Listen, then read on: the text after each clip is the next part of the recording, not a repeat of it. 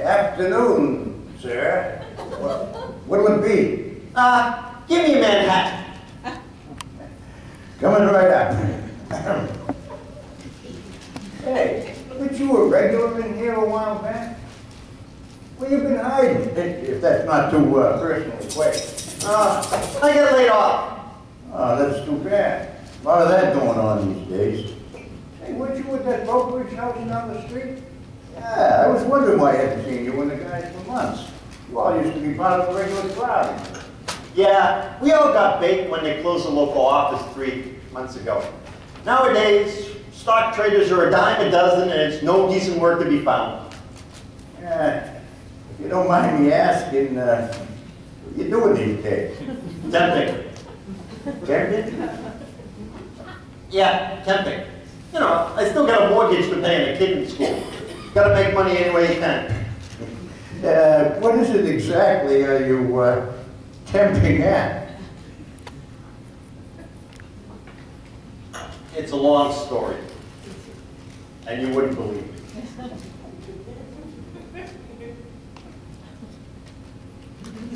Thanks.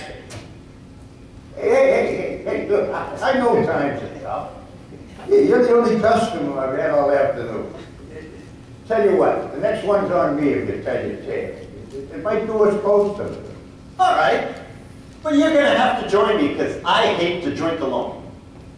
Well, what'll it be, a Manhattan? Hey, if you're buying, how about one of those frou-frou drinks?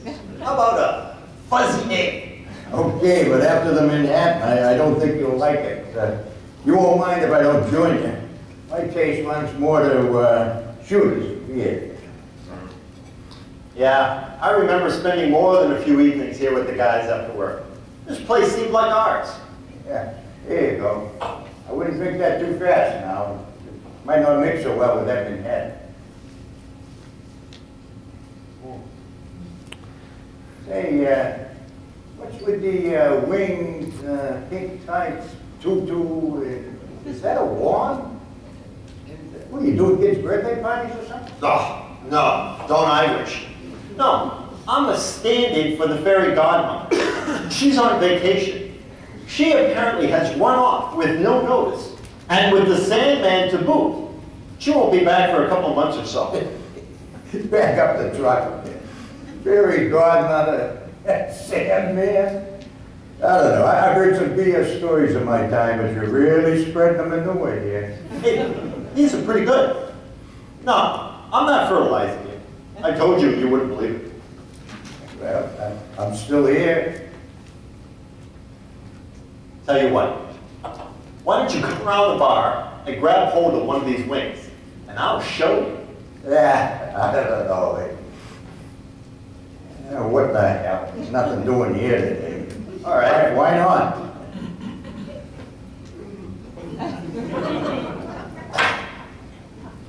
Yeah, let's, wait. Nothing kinky, right? No, nothing kinky. Okay, hold on. Grab on? Hold on. All right, let's go. Here we go. Darren Haversack.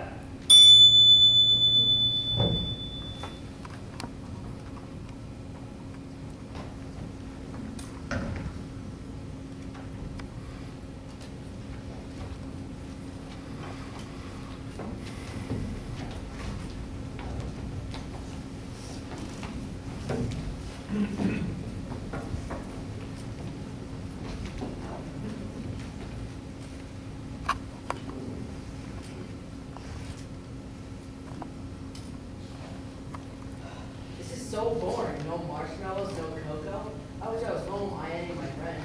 Yeah, it's too dark to play ball. Mr. Haversack, we're bored. Isn't there something we can do? What's wrong with just sitting around the campfire? Boring! I wish we watched movies. Why don't we have any marshmallows? Wow! What happened? All right.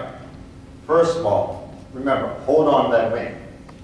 I wasn't sure if this was going to work, but now that you're here, you probably don't want to stay here. Where's here? And who are those kids? Well, beats me, but whenever I read a name off the list, I pop up somewhere. And this is where I do my problem solving. I wonder which one's Darren Haversack.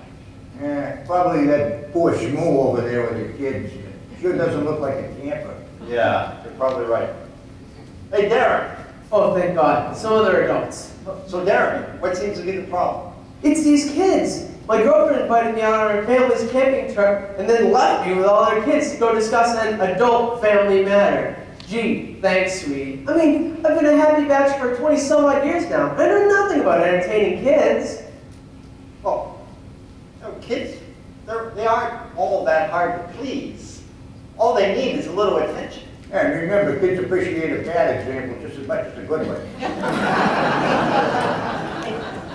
I mean, didn't you ever go camping as a kid? Well, yeah. And what did you do around the campfire? Oh, I don't know. Sang songs, told scary stories. There you go. Yeah, the glorier the better. Now, I'm sure your parents are out getting some marshmallows, even as we speak. In the meantime, would you like to sing a song? Yeah, let's sing a goat song. The goat song. I don't know any goat songs. Oh, you'll like this one. Is it scary? Yeah, that's spooky.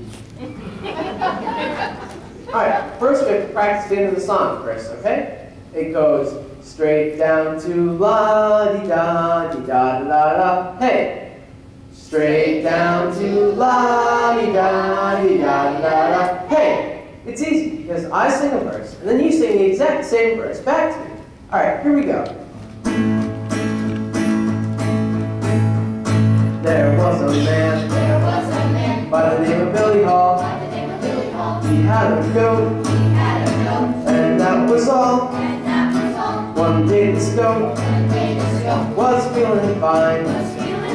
Ate 3 red shirts right off the line. First Billy cussed, and then he swore that this old goat would live no more.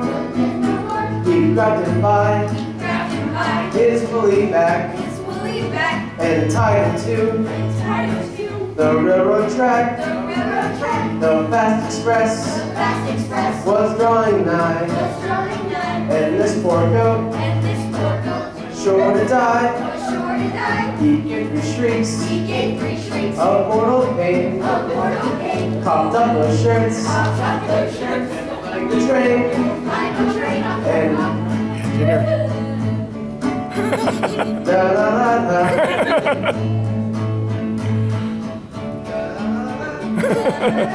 The engineer stopped, got out to see what this strange sight on the tracks could be. And when he saw it was a goat, he drew his knife and slit his throat. Now this poor goat was surely dead. He went to heaven without his head. And when he got there, St. Peter said, Pray tell, poor goat, where is your head? The goat replied, I cannot tell. It must have gone straight down to la-di-da-di-da-di-da. Hey!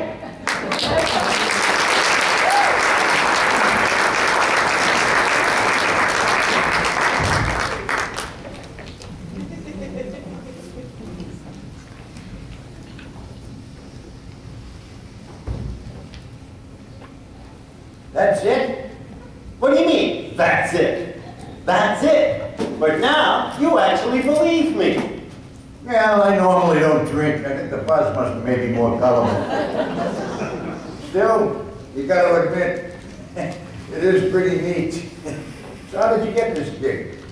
Well, it all started with the layoff. 20 of us all got baked, all on the same day. They told us we could come back and use the phones, the copiers, and the secretaries to get our resumes in order, help find some work, for the next month. 2 days later, they closed the office, locked the doors, and we're all out on the street, scrambling, without even so much as a thank you very much. You remember that day? We were all in here, 10 o'clock in the morning. Networking is what they call it. You must have made enough dough when things were good. Well, yeah, the money was good, but, it was pretty cutthroat. I mean, everybody was competing with each other for customers, bonuses, and the boss's attention. So now, we're all out on the street. None of us could trust any other of us. Everyone kept their job opportunity information to themselves. So by noontime, we'd all left. There's no real friends among us. Finding a job was that tough, huh? Well, I went home and I banged out my resume and I bragged about how good I was, and my specialties was communication and problem solving. That first day alone, I applied to over 100 different jobs, all on the major job sites on the web. 3 days later, not so much as a peep back. I mean, it used to be that you make out your resume, you print it out on fancy paper, and you send it out to companies, and when they received it, they would send back a nice form letter thanking you for your interest and saying they would keep your resume on file. Nowadays, you could post your job against your resume against 50 different jobs in an instant, all on the web. But the only problem is the job recruiters can just as instantly flush your resume down to electronic oblivion if there's something in it that makes them wrinkle their nose. Oh, he worked for so-and-so. Flush. Oh, he's got 10 years of experience. We wanted 12. Flush. Oh, he's got 10 years of experience. We only wanted 5. He probably cost too much. Flush. Experience must count some. Well, the problem is you can never fill in the blanks. I mean, I may have 10 years of type A experience, but 15 years of type B. And you can't even use that old sales pitch, I'll work the first month for free. So after a while, I was getting pretty depressed. So I decided I'd check out the smaller job sites, and I Googled for temp agents. So what happens there is you spend about 2 minutes checking out job requirements, and then you send your resume to as many different jobs as possible with the hopes that one would stick.